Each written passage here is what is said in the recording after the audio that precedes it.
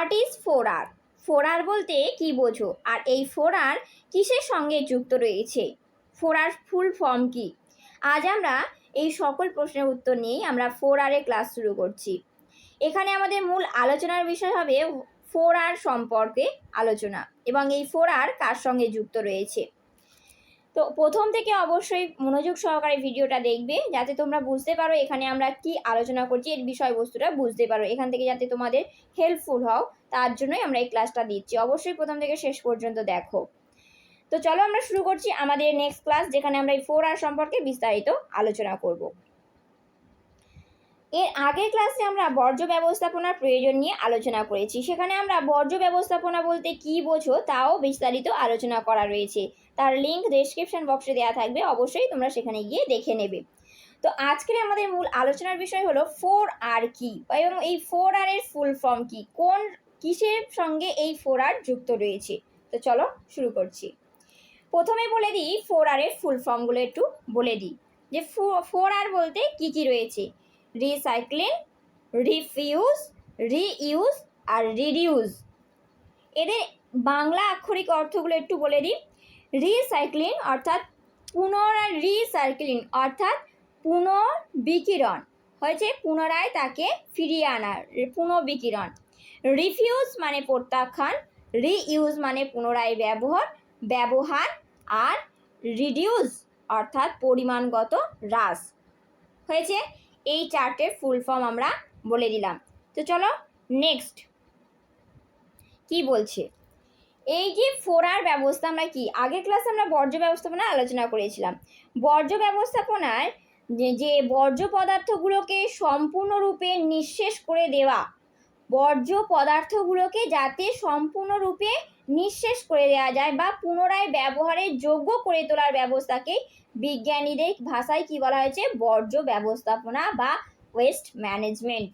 কি বলা হলো, যে বর্জ্য পদার্থগুলোকে সম্পূর্ণরূপে শেষ করে দেওয়া, এবং সেই পদার্থগুলোকে আমরা কি করতে পারি, পুনরায় ব্যবহারের যোগ্য করে তোলা। সেই যে সমস্ত জিনিসগুলো আমাদের প্রয়োজন লাগছে না, কিন্তু আমরা সেগুলো ফেলে দিচ্ছি, সেগুলোকে যাতে আবার অন্য কোনো কাজে পুনরায় ফিরিয়ে আনা যায় এবং সেগুলোকে ব্যবহারের যোগ্য করে তোলা হয়। এই যে পদ্ধতি বা এই যে ব্যবস্থা, তাকে বিজ্ঞানের ভাষায় কি বলা হয়, ওয়েস্ট ম্যানেজমেন্ট। আর এই ওয়েস্ট ম্যানেজমেন্টে 4R এর গুরুত্ব খুবই গুরুত্বপূর্ণ। এই 4R এর ভূমিকা খুবই গুরুত্বপূর্ণ রয়েছে। বর্জ্য ব্যবস্থাপনা প্রসঙ্গে 4R এর ধারণাটি বিশেষভাবে উল্লেখযোগ্য রয়েছে। তো চলো দেখছি 4R কিভাবে বর্জ্য ব্যবস্থাপনায় ভূমিকা রেখেছে। ফার্স্ট আমরা আলোচনা করছি বর্জ্য ব্যবস্থাপনার পদ্ধতিগুলো, অর্থাৎ 4R গুলো। রিসাইক্লিং, রিফিউজ, রিডিউস আর রিইউজ। ফার্স্ট আমরা 1 নম্বরে আলোচনা করব রিডিউস সম্পর্কে। রিডিউস সম্পর্কে কি বলা হচ্ছে দেখো। এই রিডিউস সম্পর্কে কি বললাম একটু আগে, যে পরিমাণ হ্রাস। কার পরিমাণ হ্রাস? বর্জ্যের পরিমাণ হ্রাস, অর্থাৎ রিডিউস।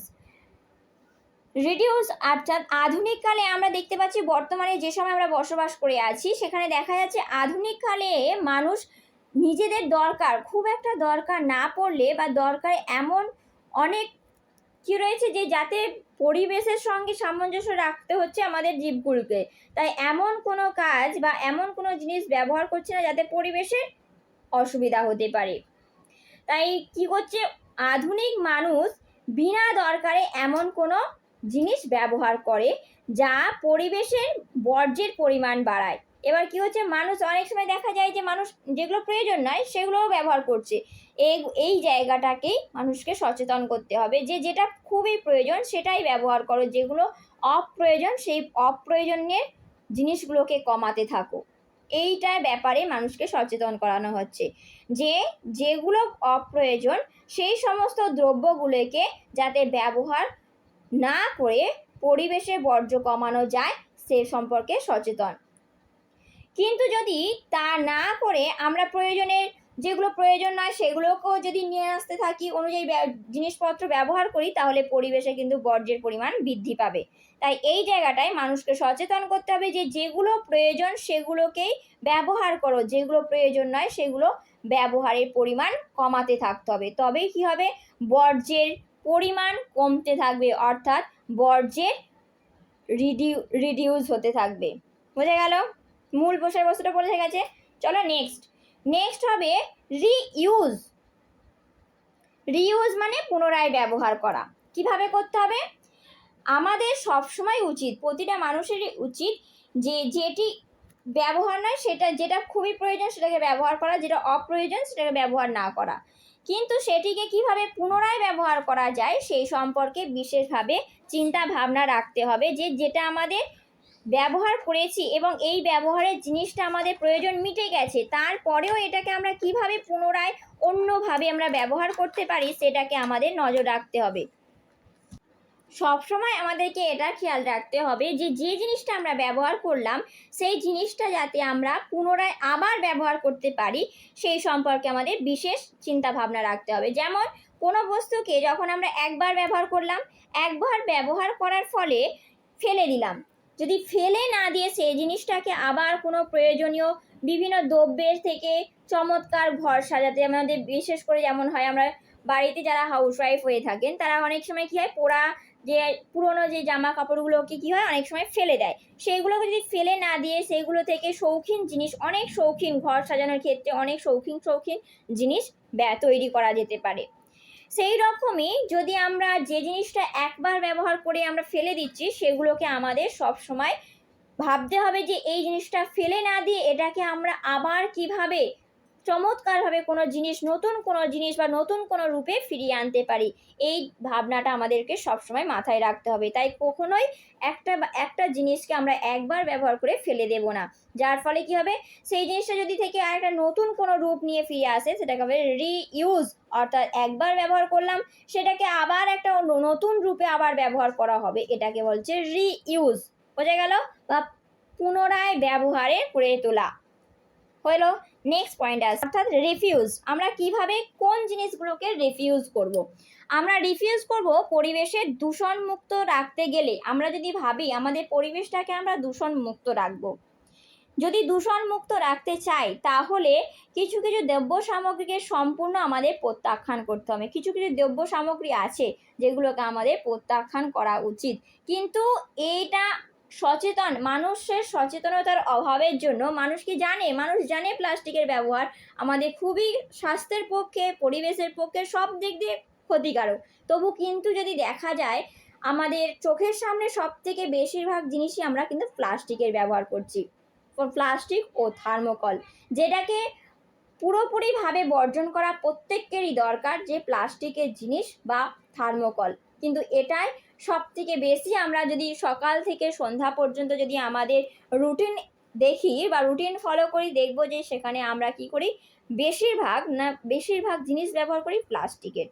কিন্তু এটাই আমাদের প্রত্যাখ্যান করা একান্ত দরকার। যদি আমরা প্রত্যাখ্যান করতে পারি তাহলে কি হবে, ধীরে ধীরে আমাদের পরিবেশটা মুক্ত হতে পারবে।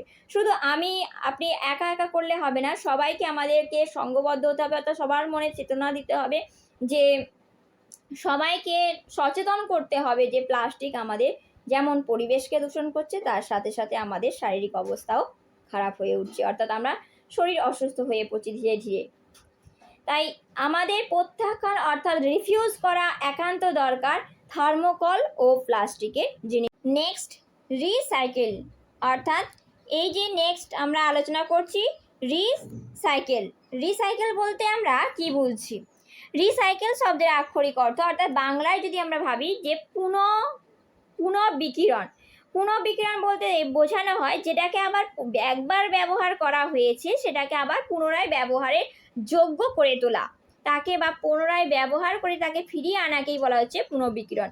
এই পুনঃবিকিরণ বলতে বোঝানো হয়েছে যে এটা তো আমরা যে কোনোভাবেই পুনর্বিকিরণ করতে পারবো না বা পুনরায় ফিরিয়ে আনতে পারবো না, তার জন্য আমাদের বৈজ্ঞানিক সাহায্য নিতে হবে। তাই বিশেষ কোনো বৈজ্ঞানিক উপায়কে অবলম্বন করে বা বিশেষ কোনো বৈজ্ঞানিক পদ্ধতির মাধ্যমে কোনো জিনিস একবার ব্যবহার হয়েছে সেই কোনো ব্যবহৃত দ্রব্যকে আবার সম্পূর্ণরূপে পুনরায় ফিরিয়ে আনাকে বা আগের অবস্থাতে ফিরিয়ে আনাকেই বলা হচ্ছে পুনর্বিকিরণ বা পুনঃব্যবহারের যোগ্য করে তোলা। এই পুনঃব্যবহারের যোগ্য অর্থাৎ যে সমস্ত বর্জ্যগুলো আমরা যে সমস্ত জিনিসগুলোকে ব্যবহার করেছি সেগুলোকে ফেলে দেওয়া হয়ে গেছে, সেই ফেলে দেওয়া জিনিসগুলোকে এমনভাবে বৈজ্ঞানিক পদ্ধতি অবলম্বন করতে হবে বা বৈজ্ঞানিক সাহায্য নিতে হবে। সেই বৈজ্ঞানিক পদ্ধতির মাধ্যমে সেই জিনিসটাকে আবার পুনরায় ফিরিয়ে আনাকেই বলা হচ্ছে রিসাইক্লিং বা রিসাইকেল।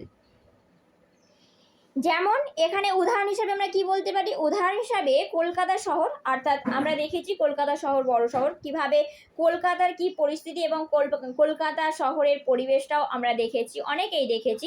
তাই আমরা বুঝতে পারবো যে কলকাতার বুকে যে বিশেষ বিশেষ জলাশয়গুলো রয়েছে, জলাশয়ের জল সাধারণত পয় প্রণালীগুলো বা অর্থাৎ নালাগুলো, প্রতিটা গৃহ থেকে যে জলগুলো নির্গত হয়ে চলে আসে, এসে সেই যে নদীর কাছাকাছি এসে অর্থাৎ নদীর কাছে চলে আসছে বা পয় প্রণালী থেকে যে সমস্ত জলগুলো নির্গত হচ্ছে, সেই জলগুলোকে যদি বিশুদ্ধকরণ করা যায়, অর্থাৎ সেই জলগুলোকে যদি আবার পুনরায় বিশুদ্ধকরণ করে নিত্য কাজে ব্যবহারের যোগ্য করে তোলা যেতে পারে, তাহলে কি হবে, সেটাকেই বলা হচ্ছে রিসাইক্লিং বা পুনরায় বিকিরণ বা পুনরায় ফিরিয়ে আনা।